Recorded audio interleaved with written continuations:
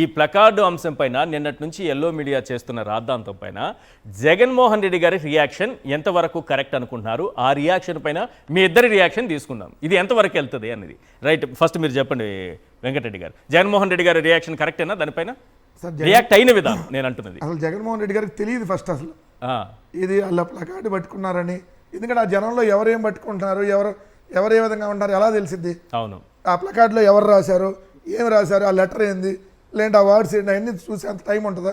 జగన్మోహన్ రెడ్డి గారు వచ్చిన అభివాదం. జగన్మోహన్ రెడ్డి గారు ఏదో నరికేస్తా, చంపేస్తా, రపాడి చేస్తా, గొర్రె తలకాయలు వేసినట్టు వేసేస్తానని జగన్మోహన్ రెడ్డి గారు అన్నట్టుగా చెప్పేస్తున్నారు. జగన్మోహన్ రెడ్డి గారికి తెలియదు అసలు.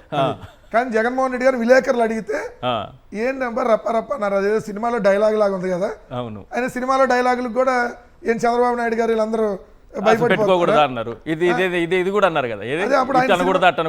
ఆయన సినిమా చూస్తుంటారు తర్వాత ఇదే సినిమాలో ఉన్నట్టు డైలాగ్ కదా అన్నారు. ఏమన్నా సినిమా పేరు చెప్పగానే అవును అందుకని ఎట్లయింది గడ్డం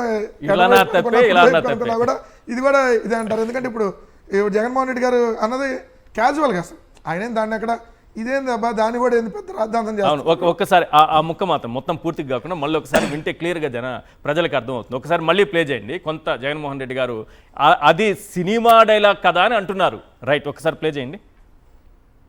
గంగమ్మ జాతరలో పొట్టేళ్ల తలకాయలు కోసినట్టు రపా రపా నరికేస్తాం. అదొక పోస్టరా? అదే సినిమా డైలాగ్ అనుకుంటా స్వామి. యా cinema dialogue? Pushpa 2 sir. Pushpa cinema dialogue అది.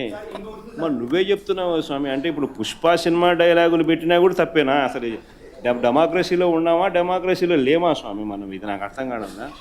అంటే పుష్ప సినిమా డైలాగులు పెట్టినా తప్పే, పుష్ప ఫోటోలు పెట్టినా తప్పే, గడ్డ మిట్టనే తప్పే, గడ్డ మిట్టనే తప్పే. ఏంది స్వామి ఇది? ఏ ప్రపంచంలో? ఆ సినిమాలో పుష్ప రాయలసీమ యాసలో మాట్లాడతారు కాబట్టి, రాయలసీమ యాసలో పుష్ప మాట్లాడతారు కాబట్టి జగన్మోహన్ రెడ్డి గారు కూడా రాయలసీమ యాసలోనే యా సినిమా అబ్బాదే రాయలసీమ యాసలోనే కరెక్ట్ గా అడిగారు. కానీ దాన్ని ఎలా వాడుకుంటున్నారు అంటే అసలు జగన్ గారు ప్రెస్ మీట్ స్టార్ట్ కాక ముందే పొద్దున 11 గంటలైంది వాళ్ళు పెట్టి నరుకుతాం లేపేస్తాం జగన్ వీరంగం. జగన్ గారు వీరంగం సృష్టించారంట. నరుకుతాం లేపేస్తాం.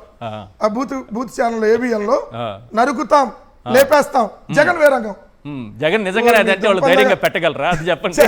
జగన్ గారు ఎక్కడ లేపేస్తా అన్నాడు మిమ్మల్ని ఏమన్నా అన్నాడా? అసలు ఎవరన్నా అన్నాడా?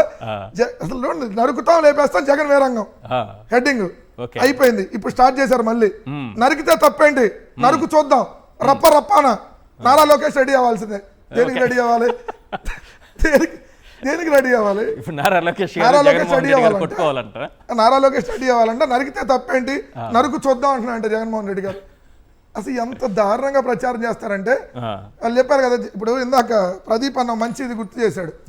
జూన్ 4 రిజల్ట్ వస్తే జూన్ 4 నుంచి 12 దాకా వాళ్ళ అధికారంలో లేరంట. చంద్రబాబు నాయుడు గారే చెప్పారు వాళ్ళ అధికారంలో ఉన్నప్పుడే చనిపోయారు. జగన్ గారు అదే రోజు రాజీనామా లాక్ ఇచ్చేశారు. అవును, ఆయన ముఖ్యమంత్రి అంట. అయినా కూడా మరి ఇప్పుడు కూడా ఆయన ముఖ్యమంత్రి అని చెప్పండి, లేకపోతే ఎందుకు ఇచ్చేయండి? జూన్ 4 నుంచి 12 దాకా వాళ్ళు ముఖ్యమంత్రి కాదంట.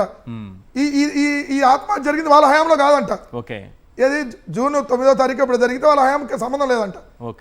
అంటే జూన్ 4 నుంచి వీళ్ళు సృష్టించిన వీరంగం అంతా మేమంతా మేమే చేసుకున్నాం అని చెప్తున్నారు వాళ్ళు. 2 వాళ్ళ తండ్రి కరెక్ట్గా రియాక్ట్ అయ్యారు. సార్ ఒక్క నిమిషం రామ్నాథ్ అన్నకి మాట్లాడే ముందు.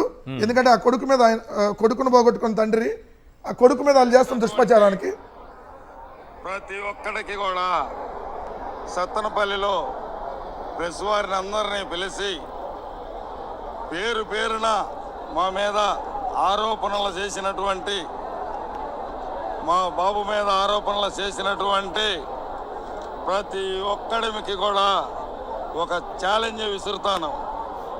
వాళ్ళకి దమ్ముంటే వాళ్ళు చేసిన ఆరోపణలు నిరూపించమనండి.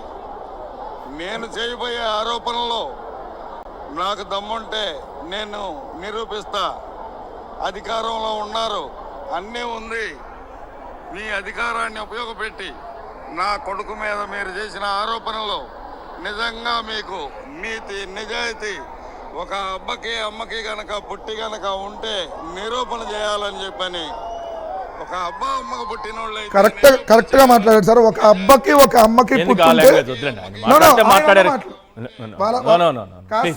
తండ్రిని పోగొట్టుకున్నటువంటి కొడుకుని మీ కొడుకు బెట్టింగ్ల వల్ల చచ్చిపోయాడని చెప్పి దుష్ప్రచారం చేస్తుంటే ఆయన సవాల్ విసిరాడు. ఆయన మాట్లాడిన మాటలనే నేను రిపీట్ చేస్తున్నా.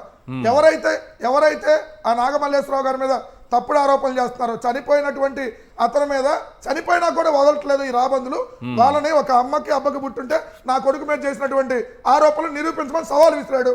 అతను బెట్టింగ్ల వల్ల చనిపోయాడా, మీ వేధింపుల వల్ల చనిపోయాడా, ఈ కూటమి ప్రభుత్వాన్ని సవాల్ విసిరాడు ఓ తండ్రి, మీ సామాజిక వర్గమే. ఎస్, మరి సవాలు స్వీకరించి నిరూపించండి.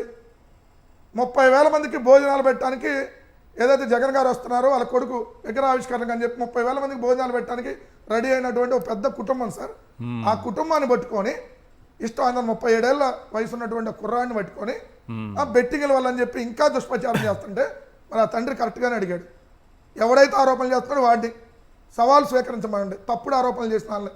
వాళ్ళు ఒక గుంపుని తీసుకొచ్చి అతను తిట్టిస్తున్నారు. చనిపోయిన వ్యక్తిని కూడా వదలకుండా మరణించిన వ్యక్తిని ఎట్లా వీళ్ళకి సేమ్ మళ్ళీ జగన్మోహన్ రెడ్డి గారు నిన్న కరెక్ట్ గా చెప్పారు, వాళ్ళ వైపు నిలబడకపోతే సొంత జాతిని కూడా వదిలిపెట్టరు సార్. వాళ్ళు బతుకున్నప్పుడు పీకు తింటారు, చచ్చిపోయిన తర్వాత కూడా ఇంకా పీకు తింటారు.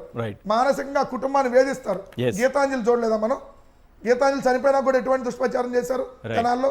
ఎందుకు రామారావు గారిని చూడలేదు మనం? రామారావు గారిని బతుకుండగా ఈ చంద్రబాబు చేసినటువంటి దుర్మార్గాలను చూడలేదా? పిల్లనిచ్చిన మామకి వెన్నుపోటు పెట్టాడు, సొంత సామాజిక వర్గానికి ఎందుకు పడవడు? ఎవరికైనా పడుస్తాడు. రైట్.